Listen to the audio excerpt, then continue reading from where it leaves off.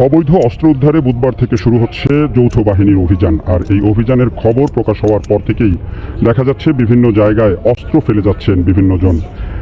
এরকমই একটি ঘটনা নাটোরে ধরা পড়েছে এবং একটি অস্ত্র নাটোরের স্টেশন এলাকায় ফেলে যাওয়া হয়েছে এবং পুলিশ যেটি জানিয়েছে যে অস্ত্রটি হচ্ছে স্থানীয় ব্যবসায়ী আশফাকুল ইসলামের এবং এই অস্ত্রটি লাইসেন্স করা অস্ত্র। তো লাইসেন্স করা অস্ত্র যদি হয় তাহলে সেটি তো ফেলে যাওয়ার কথা নয়, এই অস্ত্রটি থানায় জমা দেওয়ার কথা, যেহেতু সরকার আগেই বিজ্ঞপ্তি দিয়েছে যে অস্ত্র থানায় জমা দিতে হবে। লাইসেন্স করা অস্ত্র হলে সেটিও থানায় জমা দিতে হবে।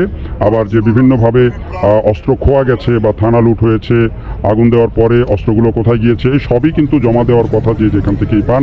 এবং কারো কাছে যদি এসব অস্ত্র পাওয়া যায়, আবার লাইসেন্স করা অস্ত্র যদি পাওয়া যায়, সেগুলোও কিন্তু আইনের আওতায় আনা হবে বলা হয়েছিল। ফলে এখন দেখা যাচ্ছে যে অস্ত্র বিভিন্ন জায়গায় ফেলে দেওয়া হচ্ছে এবং এই ঘটনাগুলো যখন যৌথ অভিযান চলবে তখন নিশ্চয়ই আরও ফ্রিকুয়েন্টলি পাওয়া যাবে।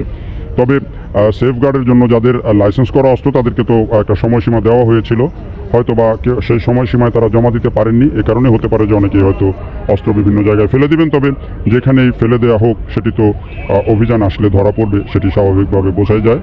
ফলে আইনি প্রক্রিয়ায় যারাই যেখানে থাকেন এটা আইনি প্রক্রিয়ায় অবলম্বন করা উচিত বলে মনে করে কর্তৃপক্ষ এবং সরকারও সেভাবেই বলছে।